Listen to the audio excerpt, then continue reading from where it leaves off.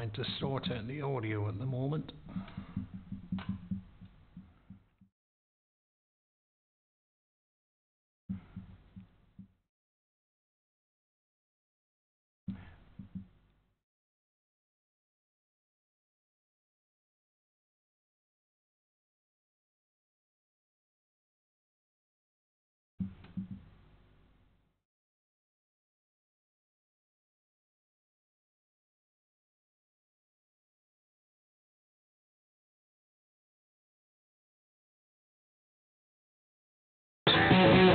Sound back.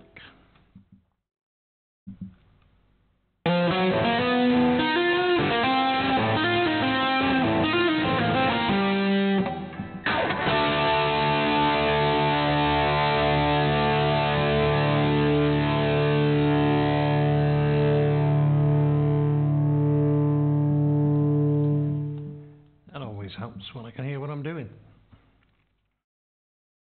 Hi, I see someone. A bit loud. I see someone is there. Nice to have you aboard. Just waiting to see if anybody else will join us.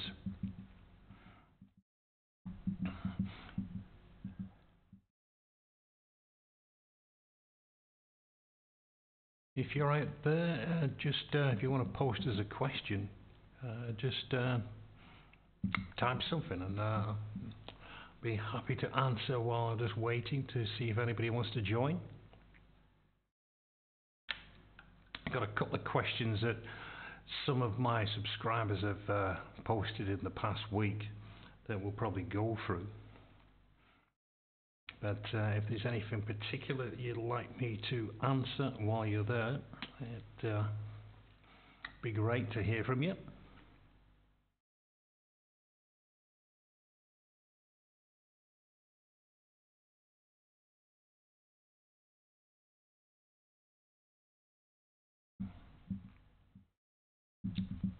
Yeah, this is the first stream that I've done. Done plenty of YouTube videos and obviously plenty of teaching online. But I thought I'd give this a whirl just to try and touch base with you.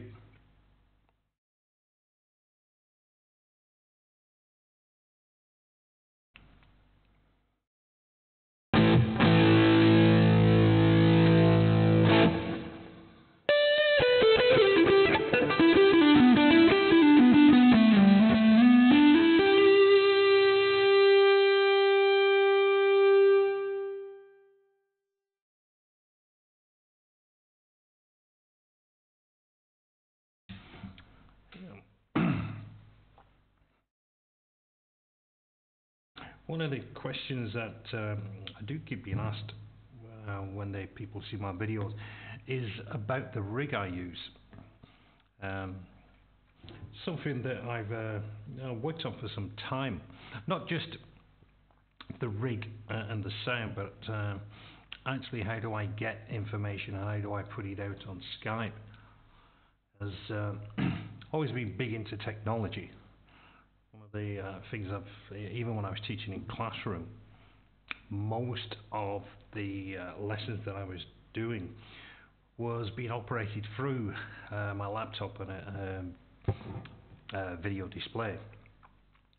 Because I'm not one for writing, for one thing.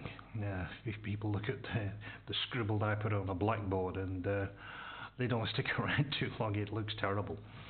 So I always want my lessons to be very interactive, that I can combine what I'm playing with also using things like Guitar Pro and also using backing tracks just to bring that in. So when I decided to change and go online and start using Skype as the medium for connecting with my students, it was always the problem is how do I get all of the sounds and all of the equipment that I use into my live lessons. So it did take some time to get all that to work. I don't know if any of you have used Skype before. One of the biggest problems is that Skype runs off your laptop, your Mac, etc. But bringing all of your equipment together in one go is a challenge because it's very hard to pass all that information out to Skype electronically. It's okay when you're using digital, but if you're using anything else that's outside analog, then that starts to get a bit of a challenge. So I had to find a format where I could bring in the cameras and also my guitar, being able to hear you, which is an important thing, and also then to bring in stuff that was on my computer, on my laptop. So the equipment I use is a fabulous bit of software that I discovered some time ago called I got to think what it was called. It is called Voicemeeter, which really allows you to combine. It's actually a virtual mixer, which combines information from the analog and digital on your laptop, and then outputs that straight to Skype. So that allowed me then to use my trusty 11 rack, which I've been using for a long time now, and bring that signal in, and then also take information from items like Guitar Pro and send that out at the same time. So this wonderful bit of software really allows you to combine elements. A lot of gamers use it. I think that's how I found it, because I thought, well, these gamers, they're using their laptops, they're using their friends talking at the same time. How do they do it? And that's how I discovered this piece of equipment. I see I know we got massive amounts of people here, but I do see that somebody else has joined us watching. So if you've got any questions, anything you'd like to ask me, just post it. Also, I can't hear it from this side, but is the audio and the sound in sync together? If you would let me know, I would greatly appreciate.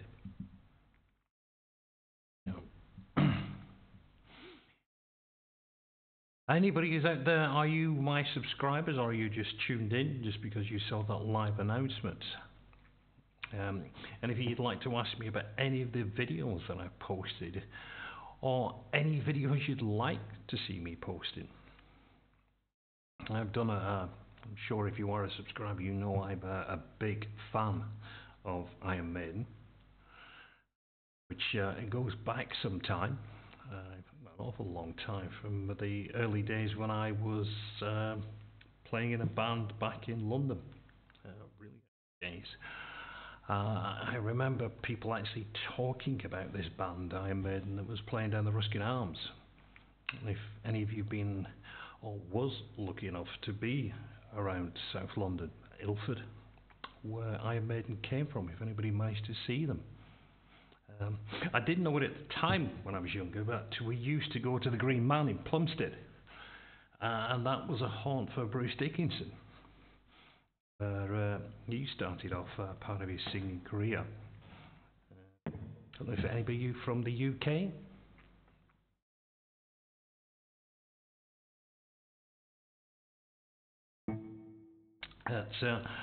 Now, you've just recently, one of my students posted, they were saying things about Iron Maiden, and it just kind of really took it back, especially when I read his book, the Bruce Dickinson book, of how kind of the past was connected. I never got the gig, of course, with Iron Maiden, unfortunately, but our band, Kindred Spirit was the name of our band from many years ago. We was playing a lot of rock music, but I say at the time, Iron Maiden was just setting out, so it wasn't a band that you covered of sorts in them days, because they were just as current as what we was doing. But of course that is definitely changed. That's why I do a lot of Iron Maiden covers. Just recently I've started getting into doing a lot of songs for Judas Priest, which I've just posted another one this week, Breaking the Law, that I've done, and I'm currently working on You've Got Another Thing Coming. That should be finished recording in the next week, so that will be coming out. I've had a few requests for some Judas Priest, but I'd like to actually get some more, just to give me some things to work on, and obviously things that you would like to hear. Also, Doctor. Well, I could say Iron Maiden, but obviously it's not. That's been heavily requested, so I shall be working on that one. So I shall. Going back to the sound, because one of my subscribers asked me about that today. The sound. Everything I do is created, obviously, from the 11 rack. That I don't use. I know you can see a Blackstar amp here, but to get the best out of the amplifier, I really need to be in a sound room, which my studio here, which is part of my apartment, doesn't really allow me to do that. And I've never had a problem with the 11 rack. It says touching wood. It does create some great sounds. It takes a bit to tweak them. I've used some presets that I've found from actually borrowed them from a guy out there. He's got a great lot of presets at Benoit Studios, and I found some of his downloads that with the sound systems or sounds that he got, and I used a few of them and I've tweaked them just specifically for what I hear and to get the sound. As obviously, to get the Iron Maiden sound, you don't need a Marshall rig. What you need is that Marshall, I think it was the M150, the rack mount. Because that's what Dave Murray goes through, and then goes out to his power amps, of course. But it is getting that sound. So the tweaks that I've done, I've used them to really just complement the sound that I've got from my guitar here. And I do actually think that it gives me the sound I'm looking for, which at the moment that isn't one of the settings I've got here. So this is the one, this is the setting that I always use for whenever I'm doing any Iron Maiden songs. I just think it's very, very close to the sound that I hear. I know not everybody is always in total agreement. It's the chain I've got on the obviously the amplifier that I'm going through is the sound. It is actually well, it's on the 11 rack. It's set as a lead 800, so it's a Marshall. I've got a distortion which is supposedly a tube screamer. I put this tube screamer on because it just gives it a little bit of body. Guess what I'm saying? If I took the tube screamer out of the system, then it just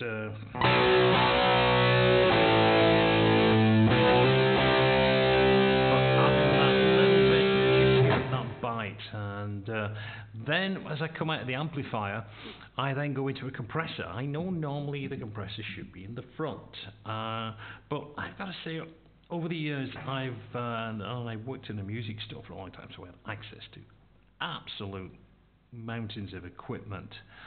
And everyone used to say, oh, you're going to have this, you're going to have that, you're going to have it in this way. But at the end of the day, I've always found that really you put together the system the way you want it, the way you hear it, which is the best, to me, is the way you should approach it. You know, students will say to me, I bought this guitar, but there's, they'll buy a guitar for the first time. There's no instructions with it. So, well, there really shouldn't be. You are discovering the guitar. There shouldn't be a system where, yes, you have to have this, yes, you have to have that, the dial should be set in such and such a way. It doesn't work like that. So having the compressor on the other side, I use that just because it just creates the sound that I'm looking for. So whenever you're setting your rig up, experiment with it. Just to take the leads out and put them into different positions, in different just because it says it has to have it in this position, experiment. Yeah, you're probably going to have your overdrive in the front because that is going to push the amplifier. But the compressor, you have it in the front, you can have it on the other side. It doesn't really matter There isn't an actual gospel rule about it. Nowadays we have effects loops. When I first started playing the guitar, there wasn't such a thing as an effects loop. So whenever I'm setting up a sound, if I'm doing something that is back in the 60s and the early 70s, before the effects loop came along, everything's got to be in the front. So whenever I'm going for that sound, I always make sure that I always have the chain of effects in the front before the amplifier, and then the only thing I have on the back end of it is the reverb, because that's what it was. It was only if you was in a studio, then I could affect whenever I was recording, because I could go into the desk and I could use all the effects from the desk, so it kind of changed the way he was doing it. But obviously early days, everything had to be in the front end. But now, once we got effects loops, I can do all kinds of things with it. So I do like to experiment around and see what I can get. Now, if I put a delay in the front part, how is that going to affect when it hits the amplifier? Because I've got distortion going into the delay and then the delay going into the amplifier. It'll give you different sounds. Some of the times you can get, people say, how can you get that classic sound? Well, you've got to think what amplifiers, what equipment was he using them days. So if you're putting your rig together, make sure that you have it in the sense that there isn't that you don't have an effects loop. So put it all together. So on this one, I've got the compressor on the other side. Then I've got some EQ just to bring in, just to make it a little bit brighter. And then I have got a little bit of chorus, just to fatten it up. That's all I get.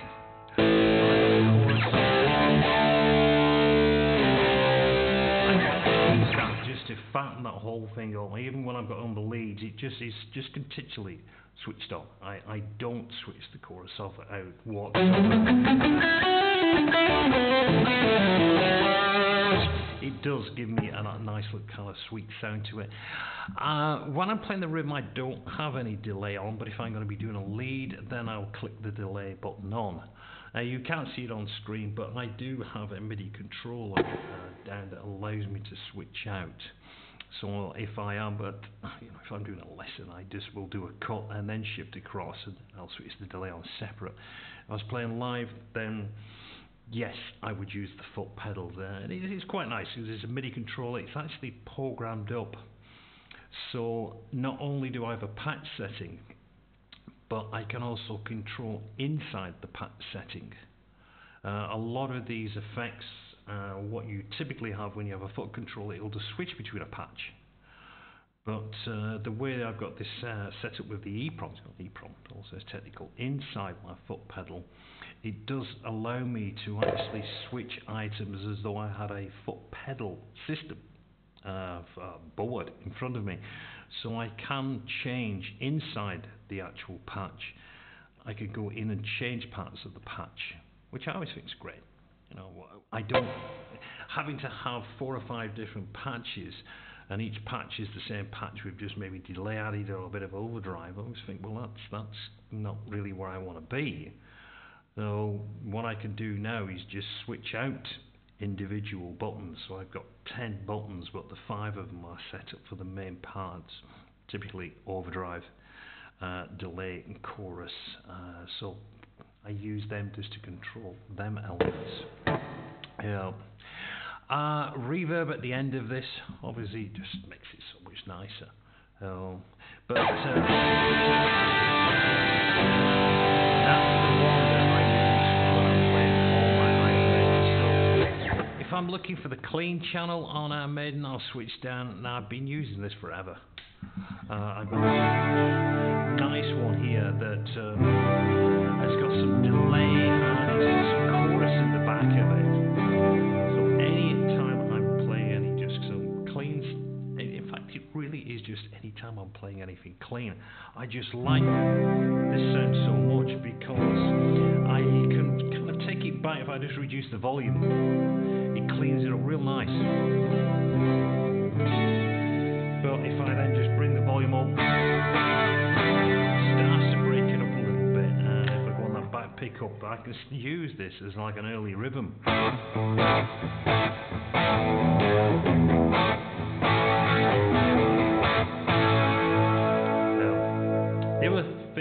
guitar here, which is I haven't done anything to the pickups on this guitar, but the one thing I did to this guitar, I've got a split coil on this, which was rather neat. A colleague of mine did the work for me when I first bought the guitar, but I can actually pull out the volume on this, and it turns it into a single coil. That's it on the humbucker, and this is it.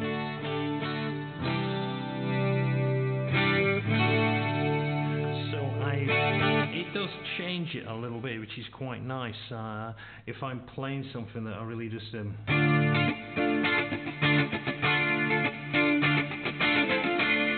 that really adds to it. So does I quite like that.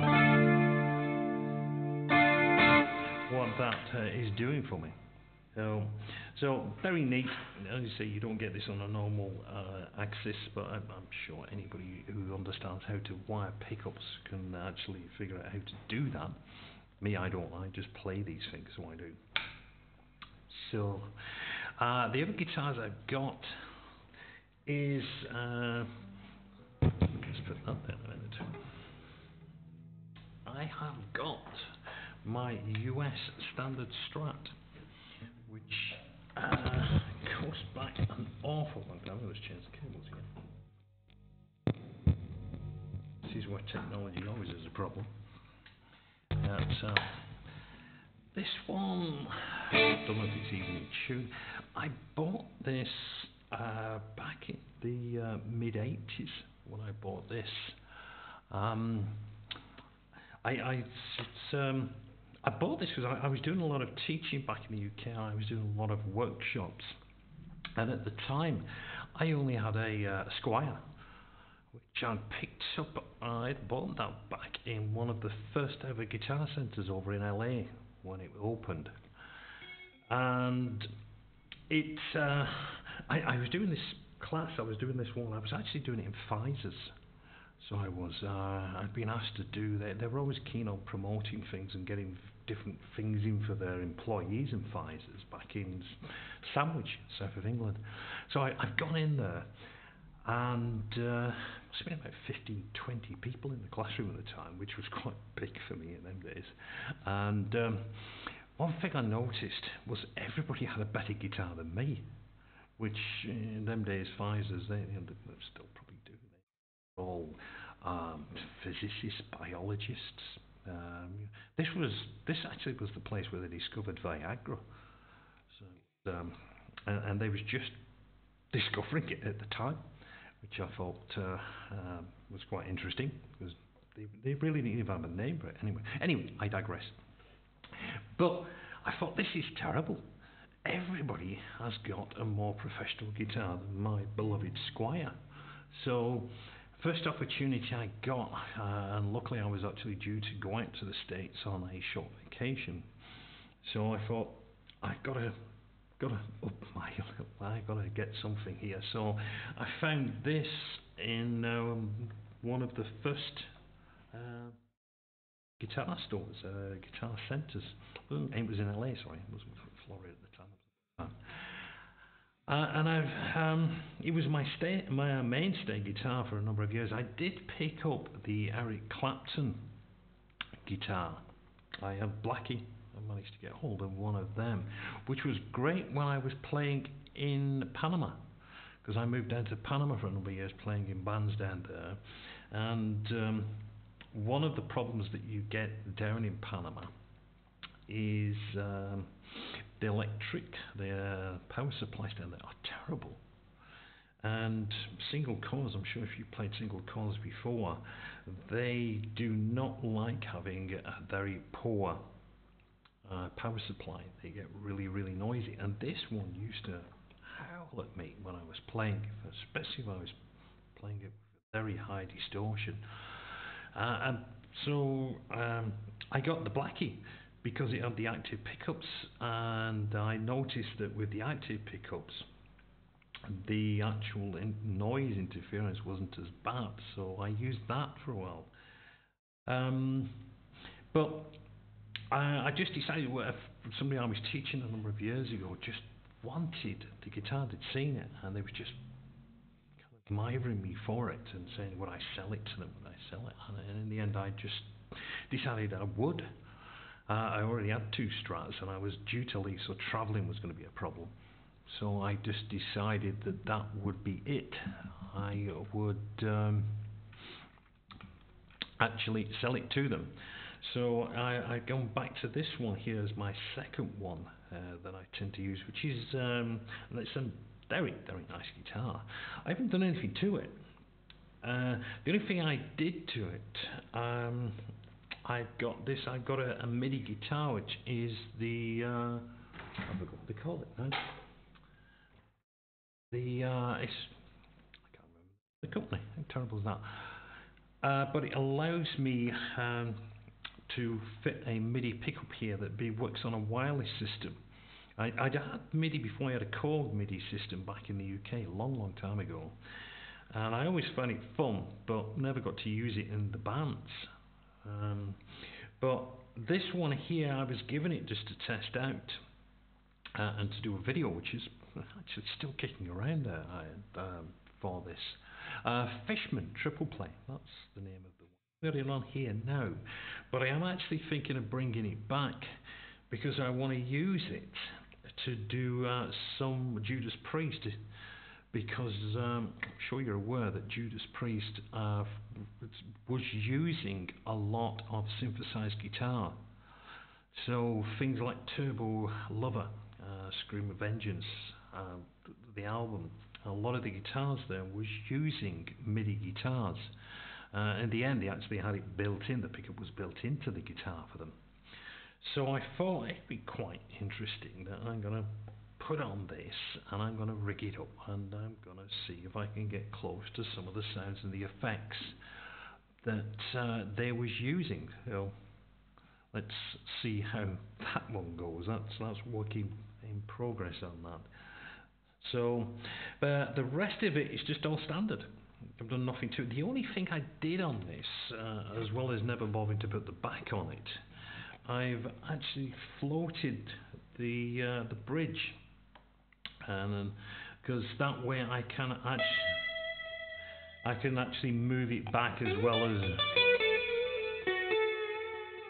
So it allows me to just bring a little bit. Obviously, I haven't got an Ibanez, and this one can tend to go out of tune. But I always like the fact I can use a little,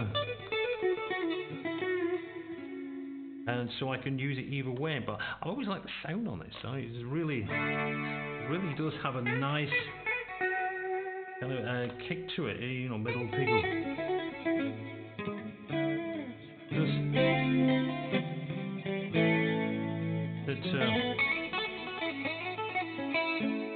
I should start to use this more often for some of the lessons. I always seem to pick up the Axis. That's always the one that always seems to come to the front on that.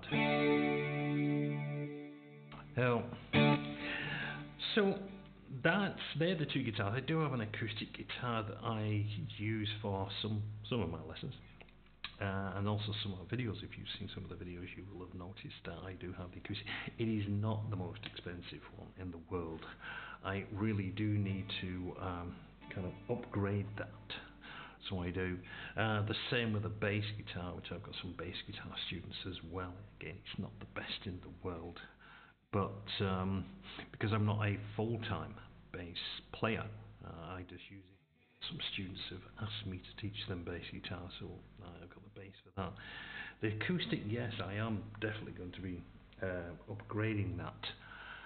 I just have to because of where I live and teach, it can be quite hard. There isn't that many music stores here in this country. Why? Because I live in Georgia, not the state, the country. So it's very, very hard to get hold of equipment here, sadly. So I will have to get something sent to me, but I'm very unsure about sending an acoustic guitar through the mail.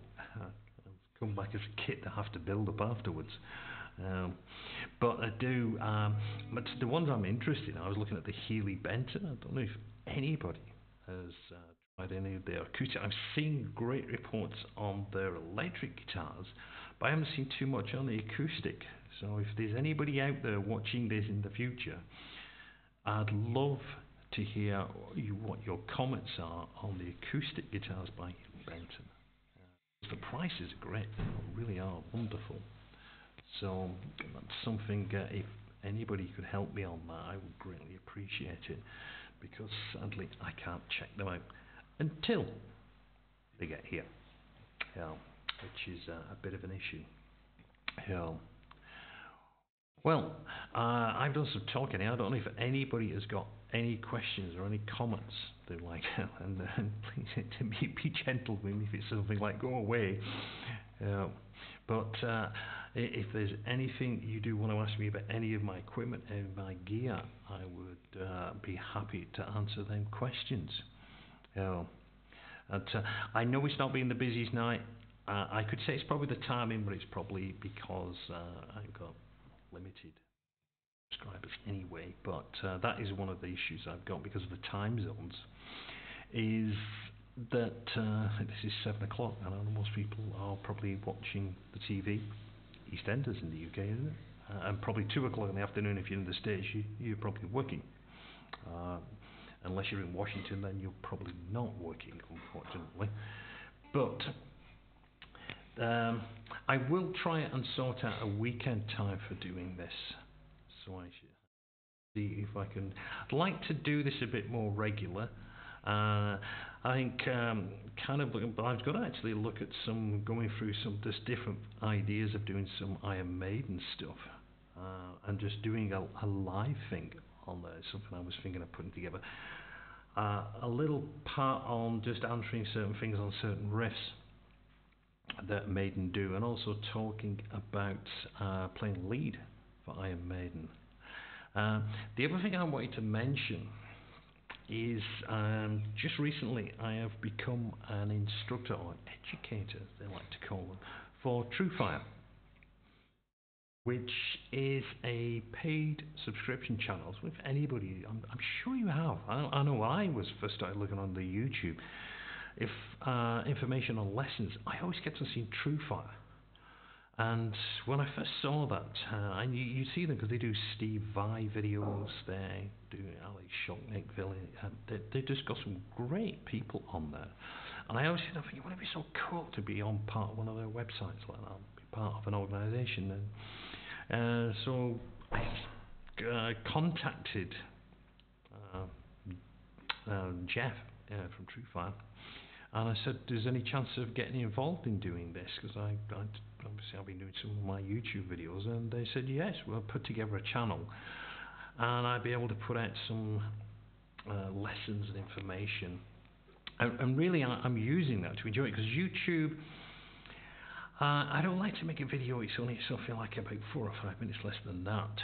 But on TrueFire, that's the kind of thing they like, is just a kind of in and out, because you pay a fixed fee every month, which is only $6 a month, and you get access to everything that's on my channel. But it does give me this opportunity now where I can go through shorter lessons, and they're there for you. Whereas YouTube doesn't seem to work the same way. And at the end of the day, I'm a full-time music teacher, so TrueFire does allow me a way to generate some income from it, which is going quite well at the moment. Nice. But I have been thinking of different ways that I can complement what I'm doing with TrueFire, and also continue to keep bringing out lessons on YouTube, and also then keep busy with my students as well, which doesn't give me a lot of time for doing anything else in life, sadly.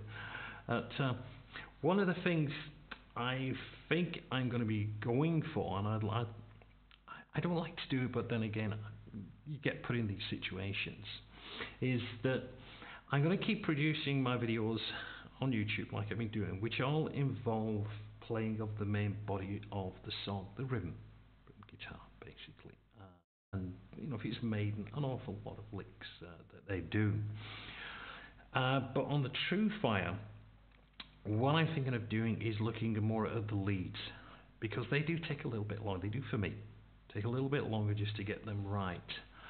And so I'm thinking, and I know some of you say, oh no, you know, we don't want to pay for it. And I fully understand that.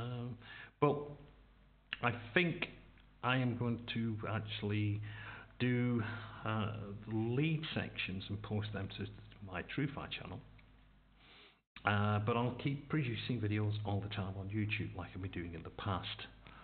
So if you do like the lesson I'm doing on that and you would like to learn the lead, it will be available on TrueFire.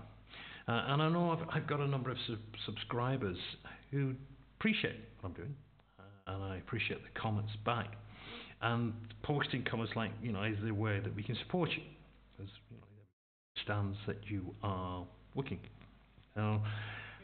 So I thought, well, what a great way that would be, because, you know, as it says in the advertisement, for the less than the price of a cup of coffee, Starbucks coffee, that is, not Nescafe, you get access to my channel once a month.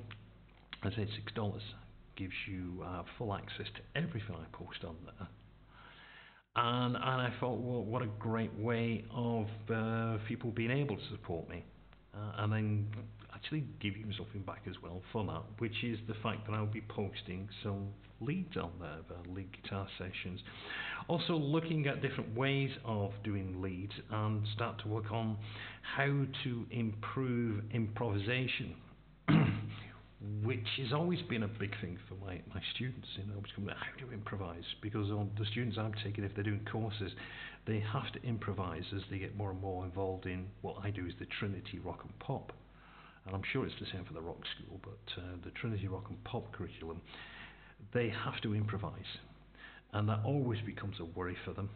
You know, they're okay going through the tabs, learning set leads, but when I say, right, okay, here's a chord progression, you've got to play over the top of that, they're not too sure on that. So I'm using that to form as a medium for showing people how to start to improvise, and then just expanding it from there. So what I will do, I will leave my link down for my own TrueFire channel. Dying to get on there and look at what's going on there. And if you would be interested in becoming kind of a member of my channel, let's see, for $5.99 in fact is what the charge, then that would be wonderful. And I will be posting stuff. There's quite a few things on there already. So if you did want to support me on that, there's a great way of doing it. So it is. But don't worry, I'm still going to do the YouTube stuff. I'm just putting out as many different ways of getting my lessons and getting my information out there. Well, I am going to call it a day, so I shall. I appreciate the people that joined for this. I know I didn't get many questions, but I understand. I would just sit there and half the time just listen. But if anybody watches the video and does have any comments to make, good or bad, and I'm used to the bad ones as well as the good ones. Somebody told me the other day that they thought the lesson, what I should do now is to re-record the whole lesson, don't talk as much, but do all the playing and go through it. And I'm like, yeah, okay, that sounds about a plan. So it does. Totally free lesson, and the person's demanding that I re-record it and don't play and don't put as many stops in it, and get that out to them. Well, where does that one come from?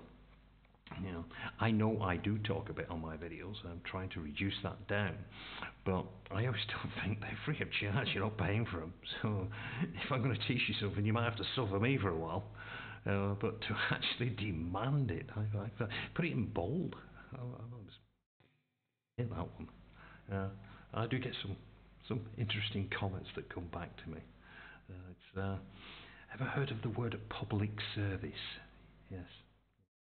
People actually subscribe to actual cable networks and but complain at public TV. Anyway, I am going to let you go. Thanks for those who did join. Thanks for joining. This will be getting posted out. if you would like to join me on another live stream, we'll try and do some playing this time. And I do apologise for not doing a lot of playing. This week, after I posted I was doing this, I had to go and get some dental work done on one of my teeth. The crown completely haywire. And I've been there for the last 3 days getting treatment. So I've also had to take tablets, so I'm not 100% where it comes to playing, unfortunately. So, but if I do one of these, and I'd like to do more, and I do promise I will do some playing. It's just I know my fingers and my brain are not communicating fully at the moment.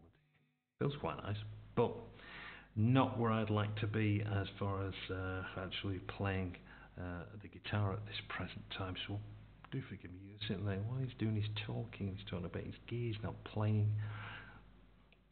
Unfortunately, that's why. So there's my apologies. So there's his excuse. Yeah. But next time I will. I'll target something. And one of the things I'm thinking about next time, I'm going to do Iron Maiden. And what I'm going to do, I want to show how some people play some of the riffs wrong. Now, I know people say to me, you play them wrong. But there are some standard ones that some people are playing wrong. And some of it I see is if they are, and we all do it nowadays, we go to the tablature that's out there, Ultimate Guitar. What a great website that is, by the way. And we take it because I'm sure a lot of people. I do it. I'm terrible. I don't read the music. I can read music, but I don't. You see the tablature. Yeah, we all do that. And we get tunnel vision. We forget. And some of the tablature, it's great. Whoever's doing this tablature, they are good. But sometimes the positions of the fingers are not correct. So that when you're playing these riffs, some of these riffs, that they're not actually coming together as they should be. And let's face it, one of the things with Dave Murray, he is really big on if he's playing in a scale, he's using his 3 notes per string. A lot of his riffs are all based on that minor 3 notes per string scale that he's using. So if you see something that isn't based in that, really that's not something he's playing. The notes are right, notes are correct, but as far as the tablature, you can get locked in and play it slightly incorrectly, which makes it harder to play because you're not playing it in the same combination. So that's why I wanted to go through on some of them and just to go through some of the riffs and show you how Dave Murray and Adrian and Yannick are playing some of these lead lines a few times, and I do disclose it and I do tell people when I'm doing it on my video is that I might not be comfortable the way it's being played exactly, so I'll show my way of playing it. The notes are the same, it's just I'll be playing it slightly different to them, but I try and disclose that. But I will go through on some of these lines. At the moment I'm working on to Tame a Land, and there's an awful lot of movements on lines over there, and I've noticed, and I'm working through it, re-editing the tablature on that to reflect the way it would have been played. So, but I say I'm not saying anything wrong with. I don't want to. The people who done these tabs out there, they do a great job. I'm so jealous that they can sit down and do all that. But sometimes it's not the right position. So maybe my role is to come in and just adjust it. But they've done their hard work, and they're the ones that should be congratulated for it, not me. I just started out for subscribers, my students, etc. So I'll probably have a look at some of them, just to go through that and help you to get your head round some of these things. Anyway, I am going to sign off right now, and everyone's cheering so they can get back to the TV. And appreciate your company. I appreciate you subscribers, and hopefully you'll be seeing this. Appreciate. Well, I'm almost on 5,000 subscribers, which is, to me, that's incredible. I know there's people like that with gazillion subscribers, and hats off to them. But when I first started doing this on YouTube, I was celebrating when I got 100. Oh, it's like a classroom, 100 people inside it. And now I'm heading towards 5,000. I'm like, this is so cool. It's something I never thought would actually start. I never actually thought people would be interested in watching my videos, for one thing. But to be heading up to 5,000, to me, is just phenomenal. And it just keeps on wanting to do more and more. But obviously, restrictions is teaching, because my students, they come first. So they do. And I hope subscribers don't feel offended by that, but that's where I get my bread and butter from, is by a teacher. So, but I do appreciate all of you. I appreciate the comments. I appreciate the bad comments. I got to the point I'm thick-skinned now, so when somebody says something, I'm like, whatever. It's not going to change anything. The video's up there. I can't re-edit it, and I'm not going to re-edit it. So, if you didn't like it, you didn't like it. What the hell? But if you did like it, and I think it's great that people take the time to actually say things to me. It just fires me up to keep on doing it. So I do appreciate all that. Anyway, I said I'm going, and I'll never shut up. So I will let you go. I appreciate, and I will see you soon on another one of my videos. So thanks for your time. Thanks for listening in. I'll see you soon. Okay. Goodbye.